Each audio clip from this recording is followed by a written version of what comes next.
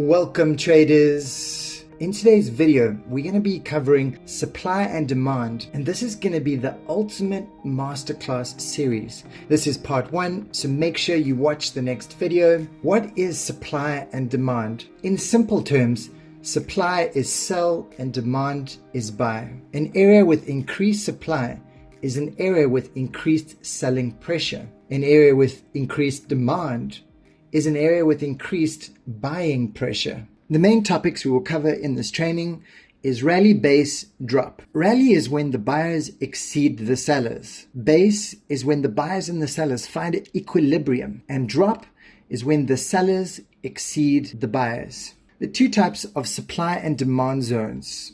Number 1, continuation zones.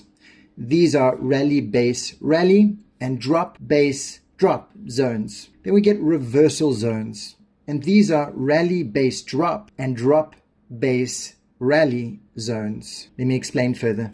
Number 1, continuation zones. These kinds of zones are created when price moves in a specific direction, consolidates, then carries on in the same direction. Here's an example. What we have is price rallies up, consolidates into this base, and then continues the rally. Breaks structure, comes back into this demand zone to mitigate it, and then continues the trend. This would have been your perfect entry zone. Then we've got drop, base, drop. Price drops down, consolidates, then drops again. Breaks structure, leaves behind a supply zone, comes back up to fill in and mitigate this zone, and then carry on the trend. This would have been your perfect entry. So as you can see on the chart here, price rallies, it consolidates, and then it breaks structure and rallies again. It leaves behind a demand zone. We wait for price to come back to this zone, mitigate the zone, and this becomes our entry point right over here. This is a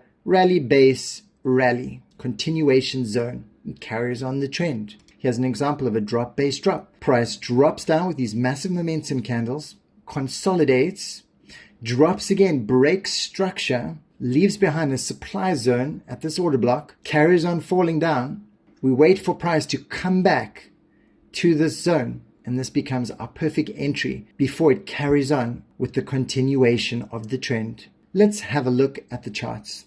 On the Bitcoin chart, so continuation zones is when we have drop. Here's an example of one over here. So we can see price breaks this massive structure over here. Whenever price breaks a structure, this is where these supply zones are created when this is happening towards the downside. So we have price drop here, base, consolidate, and then drop again.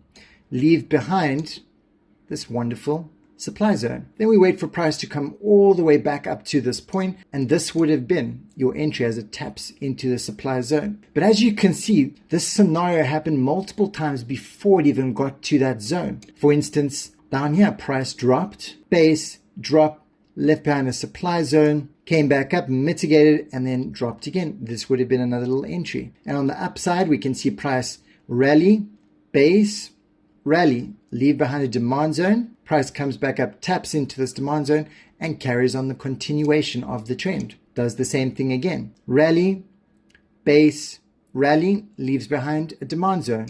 Comes back in, taps into it, carries on the trend. Same thing happened here, but you'll see it didn't. It actually broke straight through the zone. So guys, always remember that just because we have a supply demand zone, it's not always going to hold. So always keep tight stop losses. Then we have price coming back up to tap into the zone, and this would have been a lovely entry targeting the previous demand zone. We have the same thing happen here again. Rally, base, rally, tap into the zone, come back down, tap into this zone, and carry on the trend. So you can see we have multiple situations of these rally, base, rally, and drop, base, drop happening in between each other, kind of like ping pong. But you can see how we had a rally, base, and drop. Here's another example. Price breaks structure, leaves behind an order block, comes back in, fills in that order block, and carries on the trend. It does the same thing over here. Drop, base, drop. Leaves behind a zone, creates a break in structure over here, and price, it drops. Price comes back up to the zone, and then supply zone, and carries on the move down. Here's another example. We got this rally, base, drop, tap into the zone, carry on the trend. rally, base, rally, leave behind a zone, come back down, goes up, comes back, taps into it, and carries on the trend. We have the same thing happening over here. Rally, base, drop, come back up, tap into the zone, carry on the trend. You want to attune your eyes to be able to notice these in the market. If you take a chart and you just start backtesting, you'll see how often this occurs. It's happening all the time. It's like this story that's going on in the market. All right, reversal zones, number 2. These kinds of zones are like trading order blocks. It forms when price reverses direction and creates a completely new swing pattern. Here's an example. So we have this rally, base, drop, break structure, comes back up, taps into the zone, and reverses. This would have been the entry. We've also got another kind of reversal zone is drop, base, rally. So price drops, then rallies, breaks structure, comes back up, mitigates the zone, and carries on in the opposite direction. This would have been a perfect little entry. Here's an example from a chart.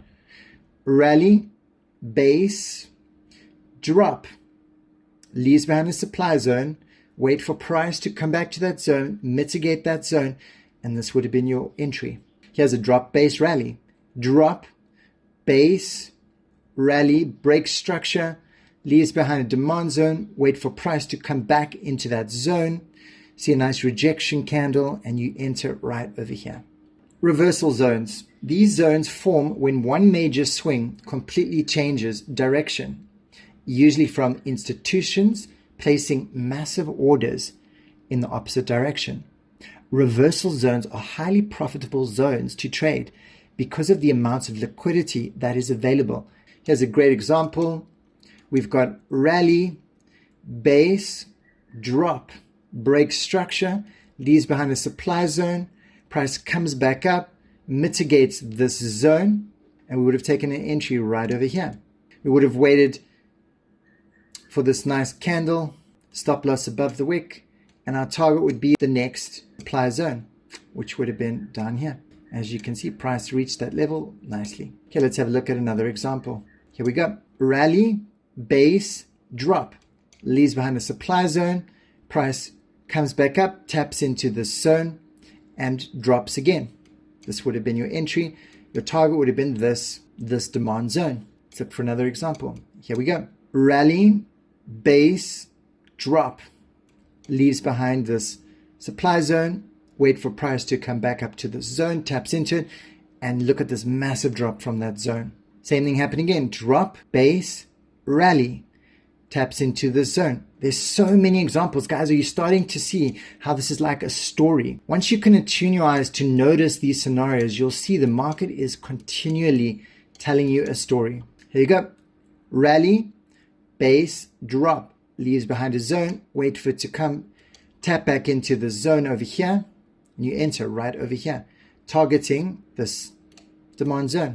Are you guys starting to see this cycle repeats itself over and over in the market? Here's another example. Rally, base, drop, wait for price to come back up to the zone and taps into it over here. Thanks so much for tuning into this video, guys. This is part 1. You definitely want to watch part 2. So click on the link. It should show up right now.